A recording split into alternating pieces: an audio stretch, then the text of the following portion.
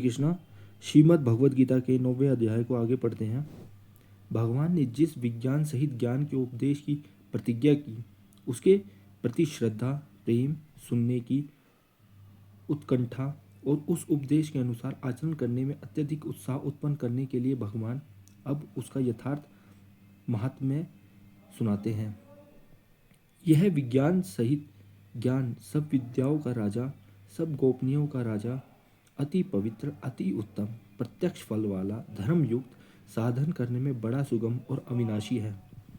जब विज्ञान सहित ज्ञान की महिमा है और इसका साधन भी इतना सुगम है, तो फिर सभी मनुष्य इसे धारण क्यों नहीं करते?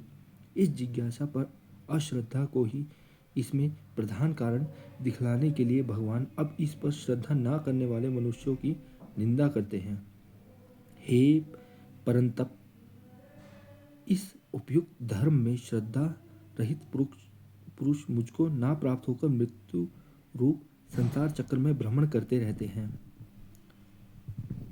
पूर्व श्लोक में भगवान ने जिस विज्ञान सहित ज्ञान का उपदेश करने की प्रतिज्ञा की थी तथा जिसका महात्म्य वर्णन किया था, अब उसका आरंभ करते हुए वे सबसे पहले 2 श्लोकों में प्रभाव के साथ अपने अव्यक्त स्वरूप का वर्णन करते हैं।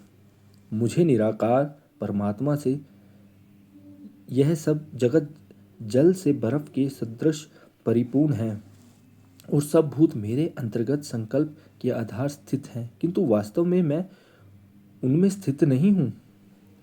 वे सब भूत मुझ में स्थित नहीं हैं, किंतु मेरी ईश्वरीय योग शक्ति को देख कि भूतों का धारण पोषण करने वाला और भूतों को उत्पन्न करने वाला भर मेरा आत्मा वास्तव में भूतों में स्थित नहीं है। पूर्व श्लोकों में भगवान समस्त भूतों को अपने अव्यक्त रूप से व्याप्त और उसी में स्थित बतलाया। अब इस विषय को स्पष्ट जानने की इच्छा होने पर दृष्टांत द्वारा भगवान उसका स्पष्टीकरण करते हैं।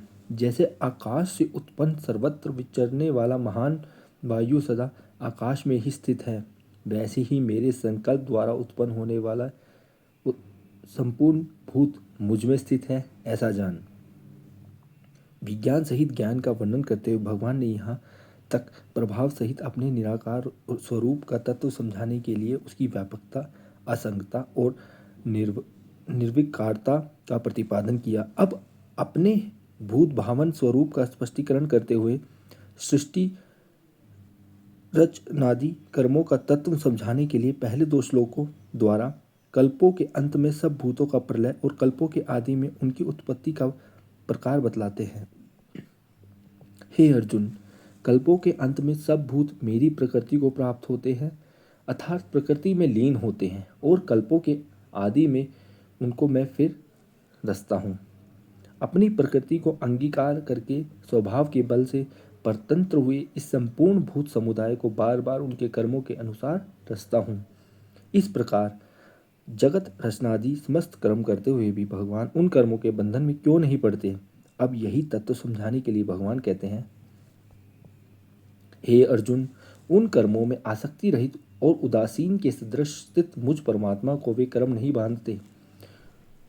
उदासीन वदासीनम, इस पद से भगवान ने जो कर्तापन का अभाव दिखलाया, अब उसे स्पष्ट करने के लिए कहते हैं, हे अर्जुन, मुझ अधिष्ठाता के सकाश से प्रकृति चराचर सहित सर्व जगत को रचती है और इस हेतु से ही संसार चक्र घूम रहा है।